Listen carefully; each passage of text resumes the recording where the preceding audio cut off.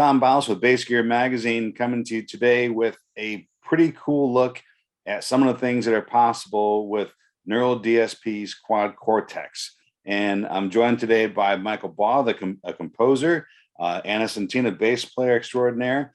And we're going to talk about a piece that Michael composed kind of really show off what the Quad Cortex can do. It's called Break the Stars. There'll be a link for it below. You should definitely check it out and listen to it. So Mike and Anna, how are you guys doing? Good. Hi. Thanks for having us. Very good. Thank you. Before we dig in too much to the Quad Cortex, I did want to just talk about the song a bit because I really enjoyed it. It's an instrumental piece. And Michael, I'm curious, what's the inspiration for what you wrote with Break the Stars? Thanks, Tom. Well, it was a combination of, it's kind of inspired by high energy video game music, Jeff Wayne's War of the Worlds, kind of like mixing things that shouldn't ordinarily go together. And I wanted to write something that would also allow the musicians to shine and have some freedom. Excellent. Remind me a little bit of some of my favorite Dream Theater songs too. Cool. That's good. There's a little bit of that influence in there. What are some of your musical influences? Well, lately, my biggest musical influence is Alexander Temple, who scored Arcane, and he's the principal composer at Riot Games. Jason Graves, who did Tomb Raider, Austin Wintory. Of course, Hans Zimmer is probably my all-time favorite. And I listen to a lot of Andy Timmons and mostly film score and guitar-based music, really. Fantastic. How about you, Anna? Yeah, I have a lot of influences that are super bass driven, obviously. So Flea has always been one of my biggest influences. Rage Against the Machine. Super sad we won't be seeing them next year. David Bowie has always been a huge influence for me. Jimi Hendrix, Prince, a lot of like the classical big name artists who use bass to their advantage. Well, fantastic. I'm curious as to how you chose the specific instrumentation for this song, Mike, or did it kind of morph as the project went along? Well, I wanted to show how flexible the Quad Cortex really is. So I didn't want to be like another guitar video on YouTube. There's enough of those already. So my first thought was to contact Anna because I thought, let's see what it can do with the bass. And Anna's kind of my go-to for bass ever since the last few projects we've done. And I also wanted to see what happens when we get a classical violinist playing through it and cello, because I wanted to have different harmony sections that were supporting each other. Rusanda had never played on a rock track before, so this is the first time she did that sort of thing. So the sound she came up with was not what I was expecting, because she sounded more like a guitar player than I did at times. And also, bringing in Tina to play cello was important to me because she's quite experienced with rule breaking in terms of seeing what can be done outside of the norms. So I wanted to see what she could do and also to accompany the violin. So you might notice that everything happens in twos. You got the cello and violin supporting each other. You got the drums and bass locked in. And sometimes it's the fretless guitar and the violin, or sometimes it's the electric guitar and the piano. So there's this kind of a support network. Everything goes out in twos. And I just wanted to see what happened when sounds blended. So you had the cello and the electric guitar combination, which kind of gave that really over-the-top heavy sound at the beginning. So really I had a goal of what I wanted to use, but I didn't know what I was going to write. Interesting. You mentioned how great the guitar tone was from Rosanda's violin. When I was taking notes and as the video is playing, I'm thinking to myself, oh, I love the tone that Mike's getting on the guitar there. I wonder which guitar he's playing. And I look up and it's Rosanda on the violin. So they really did have a convincing overdriven guitar tone. Yeah, I mean, I wasn't expecting it.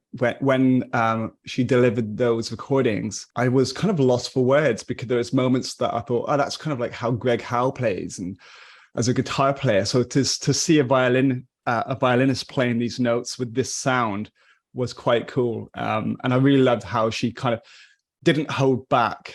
And again, the rule breaking thing is what I like. I like seeing what happens when you give somebody a tool and just say, here's the notation, but see what you can do with it and make it your own. Was there a lot of changes to your own parts, both you, Mike and Anna, when you heard how the other tones were being fleshed out?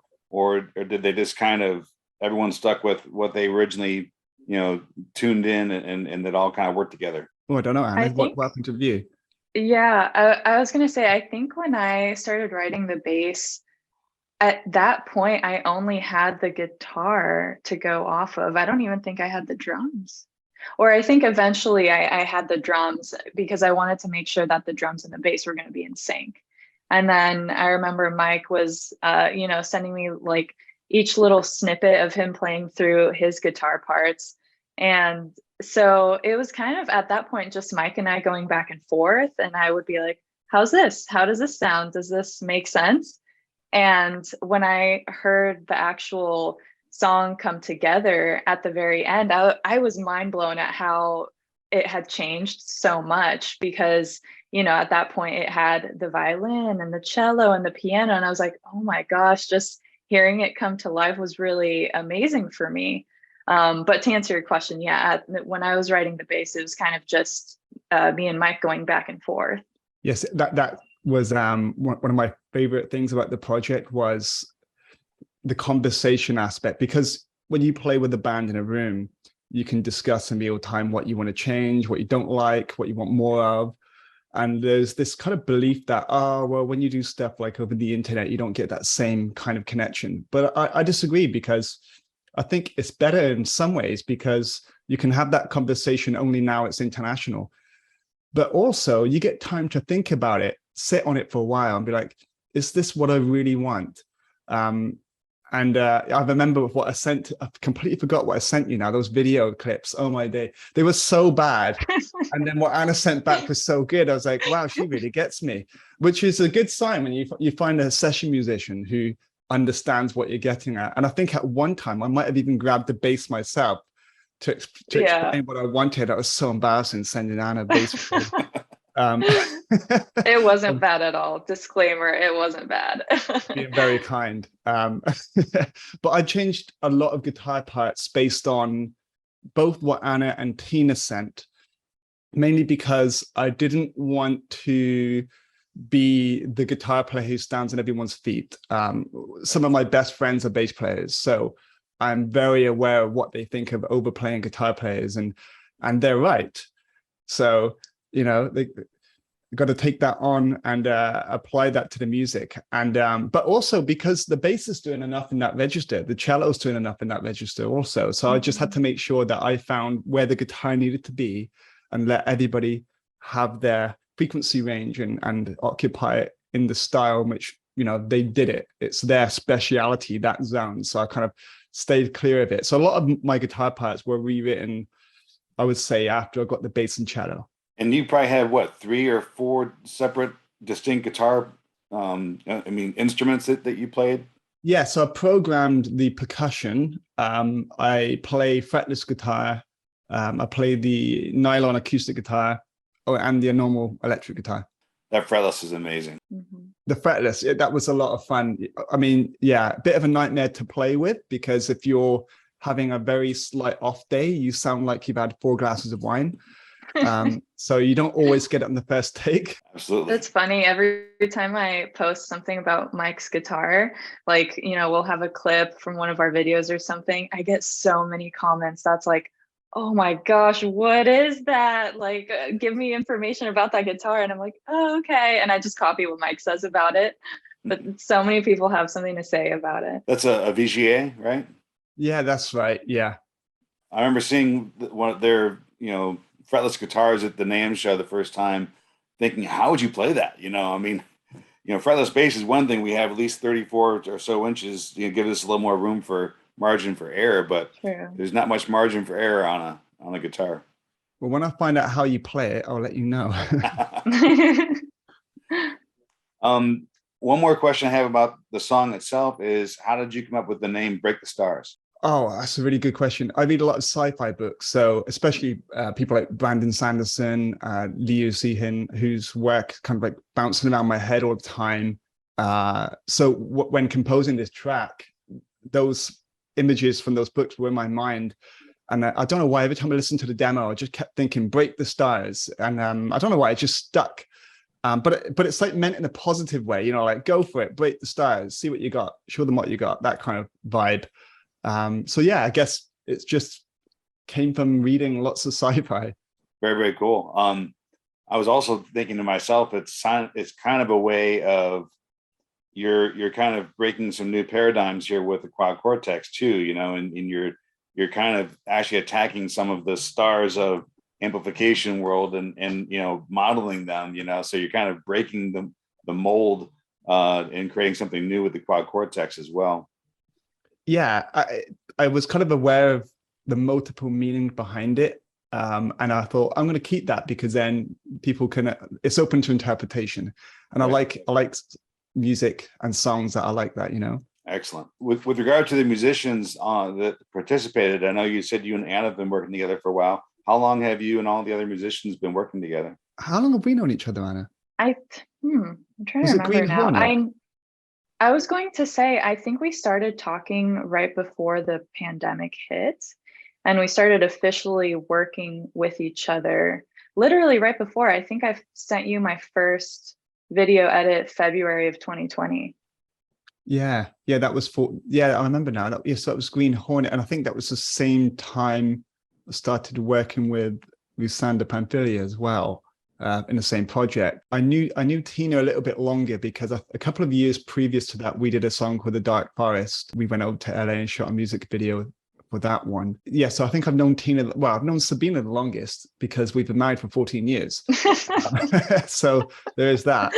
And Barry I've only known for about a year and a half, I think. Funnily enough, he's a film composer too, which is why he's such a good drummer, because he understands what I'm going for.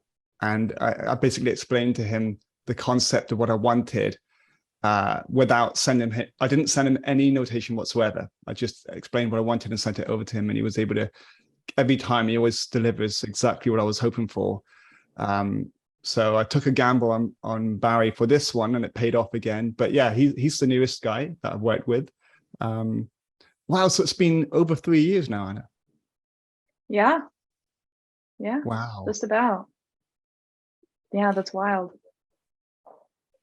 Yeah, like time in the whole pandemic is just went on a different dimension. You know, it's so hard to put things in context anymore. It's been quite a crazy past couple of years.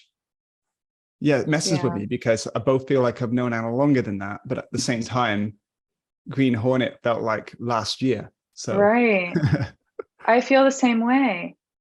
And yeah, I know the pandemic has, you know, plateaued a little bit, if we can say that, but even this year seems like it's been the fastest year of my life. It seems like it's only getting faster. This has been my experience as well. It's just we're all on catch up, right? Yeah. We're just trying to catch up from the lost years. Yeah. Well, the musicianship is phenomenal, and you guys really play great together. What was the platform you used for recording everything?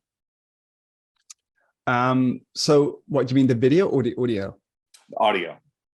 So the audio was, each of us had our own studios that we went to, or home studios we used to record. But the video was the case of finding videographers in each country, or having friends or relatives that are videographers. So I recorded Sabina, she recorded me. Who recorded you, Anna? Yeah, same. I had a similar experience. I asked my boyfriend to record me because initially, like, I felt like I have very many videographer friends who are great at their jobs, but the way that Michael was describing he wanted the video, I was like, I feel like I can explain this to my partner and he'll understand what I mean a lot, and we're going to record it at home, so it'll be like a comfortable space. So he ended up recording me, even though initially I wanted to contract a professional videographer.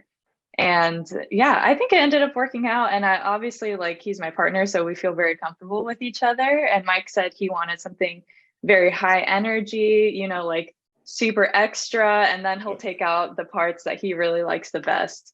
So I think it ended up working out. Yeah, he did a great job. Actually, he nailed it. By the way, if you hear screaming, it's a parrot. We have two, and they're just really happy today. So it's not me.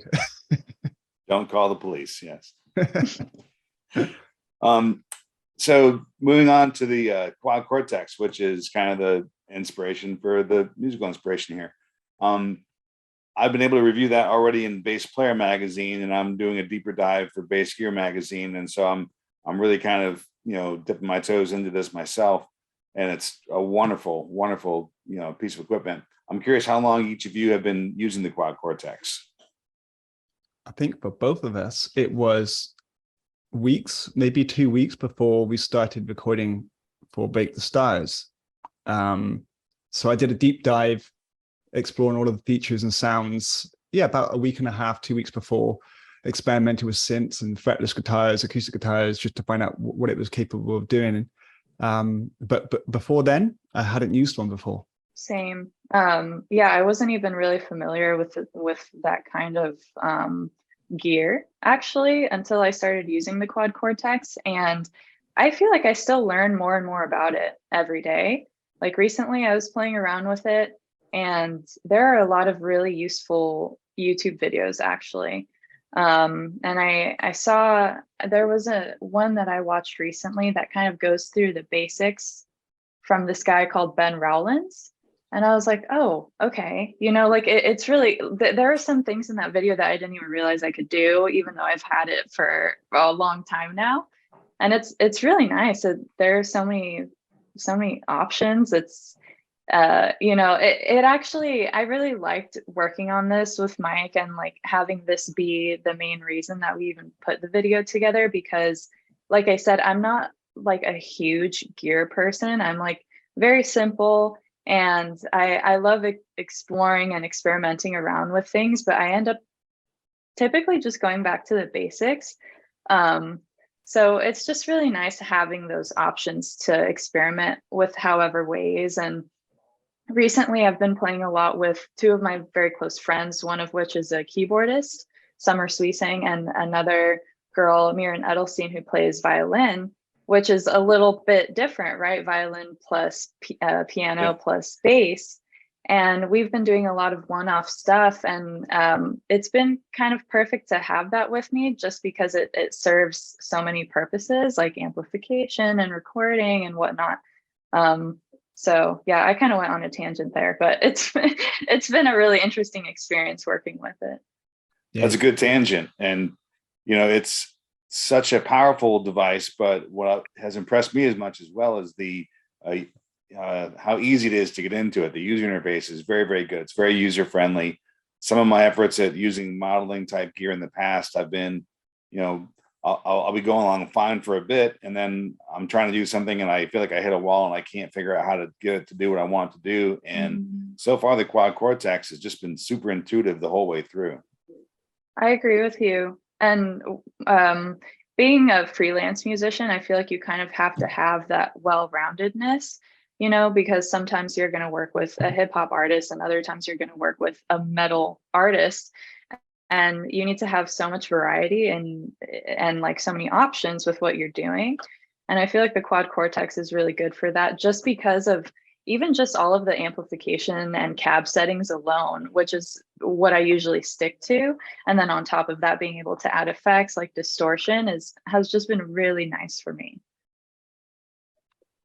It's kind of the session player's dream, isn't it? Because you have everything you need. Because I'm the same, I like just the basics, but on the occasion where you need the basics plus one thing, you don't want to have to go out and buy that one thing. It's all built in, and it's just ideal for sessions. And I was just thinking back in the day when I used to play in a wedding band and we had like 300 songs that we would play. To have this back then, having a patch made for, or even a group of patches for every song that we did, would have saved us so much trouble. Absolutely.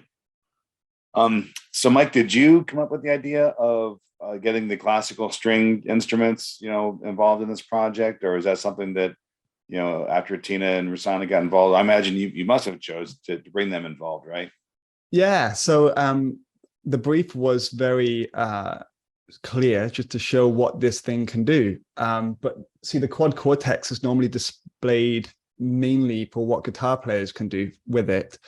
But I wanted to really show not just how versatile it is, but how agile it is, which is why I thought bring in somebody who never uses a device like this, like Rusanda, and then bring in somebody who will really push it to the limits, like Tina.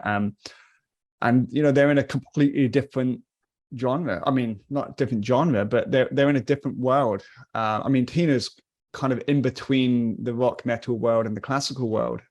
But Rusanda's very much in the kind of the fiery Latin / gypsy / classical world.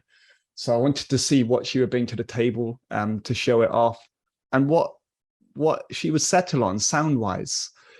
And it still makes me laugh when I listen to the soloed out violin, because when I hear the violin, I don't hear this classical musician. I hear like this fiery, angry person that I don't relate to as being Rusanda Pamphili. So I guess it just goes to show really how good a tool it is for helping you become adaptable to the musical situation you're in.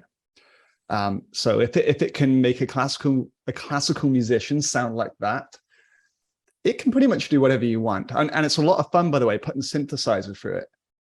Oh, okay. I still have to try that. That seems fun. Well, what really blew me away with both the cello and the violin is that, I've heard things in the past where, yes, you can do that, like especially being a bass player and someone makes an effects pedal, I'll say, well, does it work on bass? Well, you can play a bass through it, but you try it and it's obvious that that's not really what it was intended to do.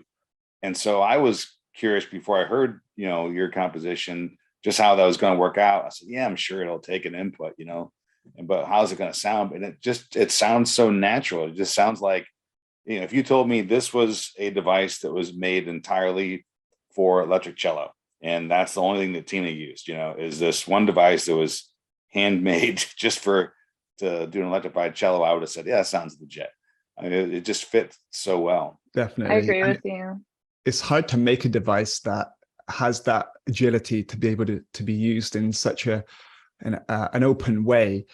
I'm not sure how they've done it, but even now I plug in different things. I plugged in the mandolin, ukulele, bass, all sorts, even a banjo, and you can create pretty much whatever you like with it. I think really the limit is your imagination. So I kind of approach it now very much as a box of magic tricks. What should I try today? And sometimes I'll just open random things to see what happens, and just see how it kind of gets the creative juices flowing a little bit. Because as a composer, you're looking for new sounds all the time. Right. So you don't want a guitar pedal or a bass pedal. You want something that could, like a synthesizer, that could become anything you want it to become in the given moment when the inspiration strikes. And then in kind of contrast to that, I felt like, Anna, your bass parts were probably, they weren't as obviously processed, and you just kind of had what I'd think of as just like a good, solid, very balanced bass tone. And so that shows off that the quad cortex can also, play that role as well. I'm curious what kind of patch you were running on that recording. Yeah. So like Mike said, we had about a week or two to play around with the quad cortex before recording anything. And at that point, I was just kind of trying to get myself familiar with the gear, and I became familiar with how many options that I had, right? Just, the patches that were already inside the quad cortex. Not even, because you can use an external amp and do all of that stuff too. And I was thinking about doing that as well. But what I ended up liking the most for this piece, and again, like, it's very typical of me to just go back to the basics, go back to the roots, is I ended up using, for the amp, I used the Brit Bass 50 Bright, because I do tend to like a bright tone for my bass.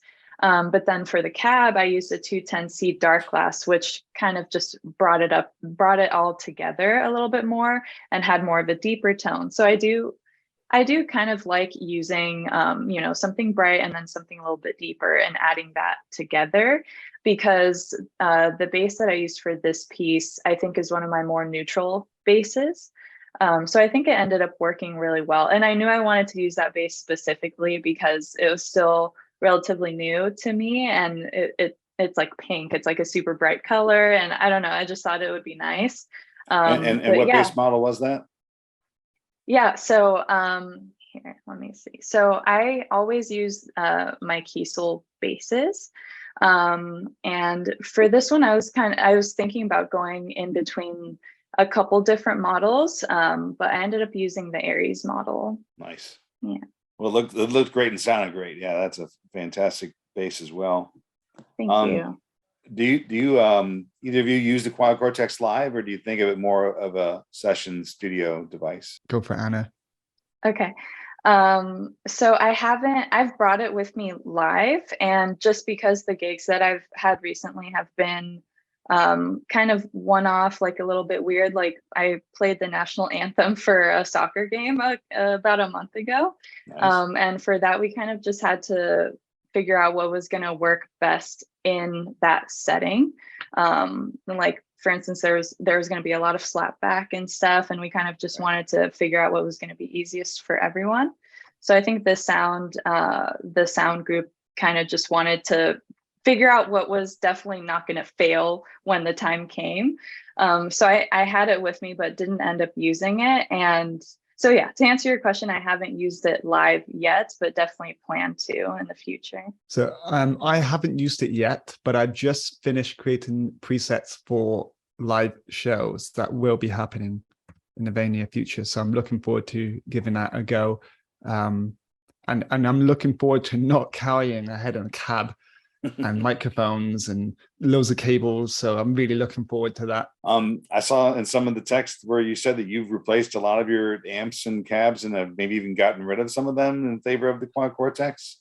Yeah. So my favorite amps in the world is the Mesa Boogie TC50 with the rectifier cab 2x12 I like. And I love the Cornford MK50 Mark II. Those two I think are the greatest amps ever made. I don't have them anymore.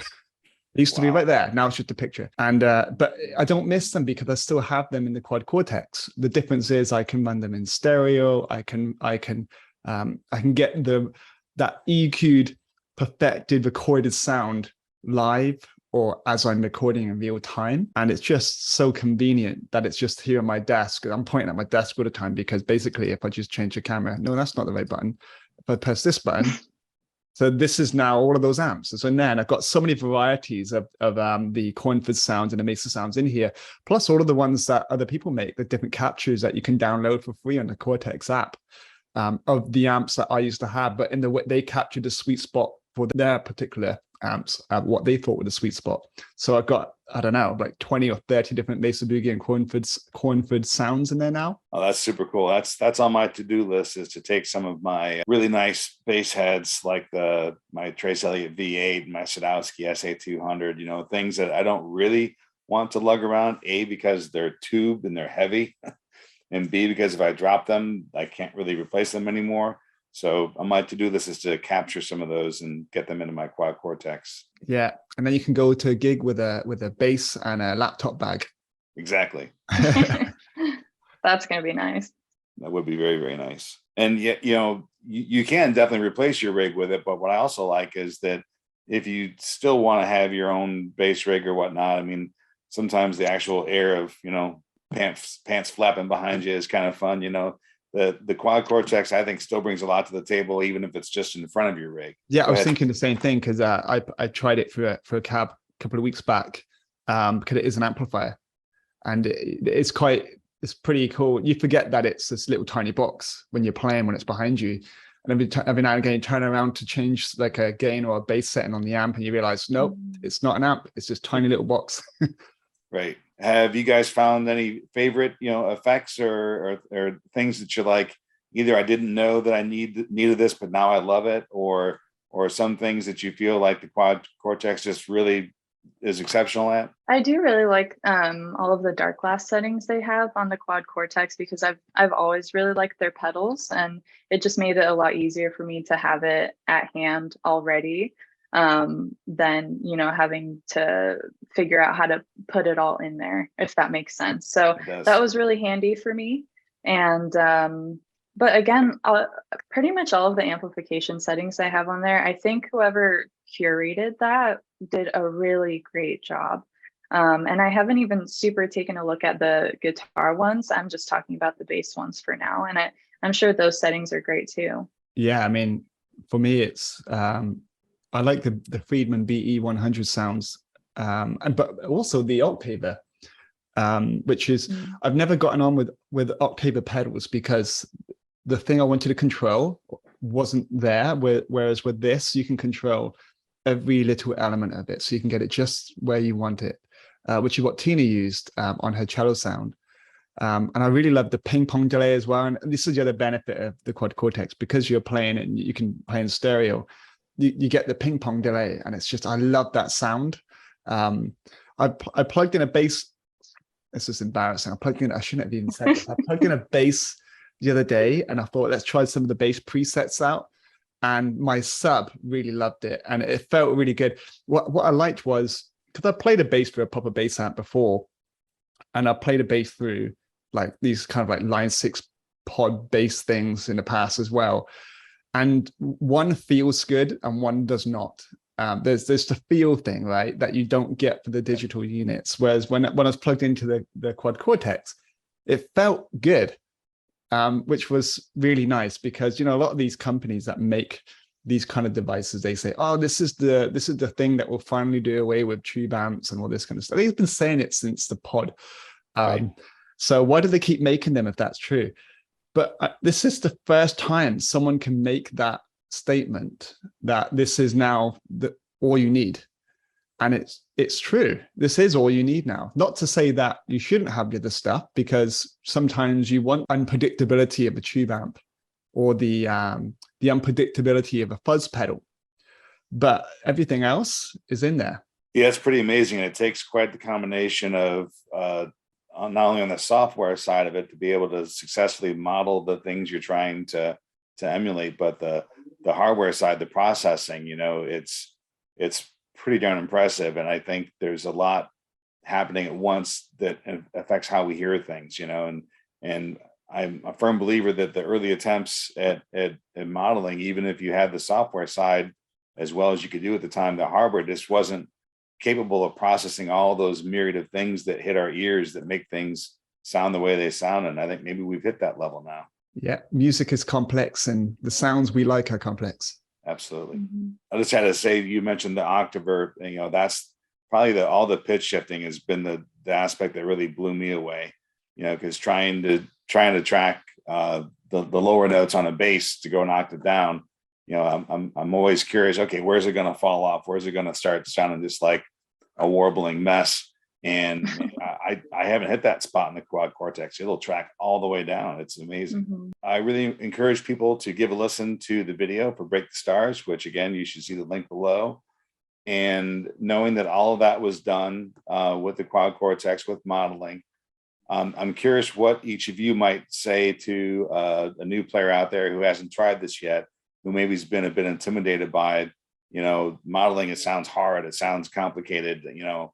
That's great that these people can do it, but I don't see doing that myself. What's your advice to that person who's maybe a little bit intimidated to try this out? I can definitely relate to that, because that was me. I never really was super comfortable with modeling, and I feel like actually doing this video with Mike really pushed me into that. So that it was a great learning experience for me. And personally speaking, what I did was I looked at it less as work and more of like, oh my gosh, look at this brand new toy that I get to play with. And I feel like if you look at it more of like a fun aspect and try to not get overwhelmed, then, you know, I think if you really think about it, this is all for fun anyway, right? So, yeah, that's how I looked at it. And now I think that's one of the reasons I'm so interested in like learning about it and to continue learning about it, is because I just think of it as like, wow, this is so cool. There's so many options, and not like, oh, so overwhelming, which I can definitely kind of get that a lot of the time. And I think that's one of the reasons I never experimented that much with gear to begin with, was because it just seemed a little overwhelming for me. But yeah, if you look at it as a fun space to play around and get a bunch of sounds that you didn't think were possible beforehand, I think that's the best way to look at it. And it sounds like, not having done much of this before, you were still able to get up and running at a high level in a couple of weeks, right?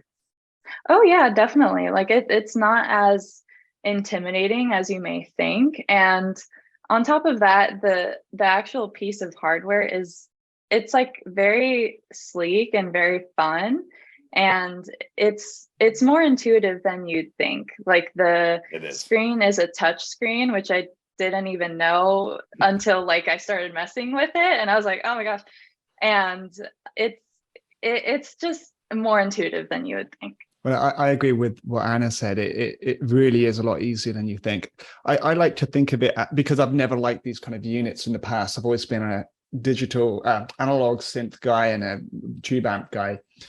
But what I feel with the Quad Cortex, it's kind of like if you could have the biggest guitar shop in the world or bass store and live there and just have your studio there, and every pedal you wanted or every amp you wanted is there, and you just go and grab it and plug it in and record it whenever you want to. You would love that.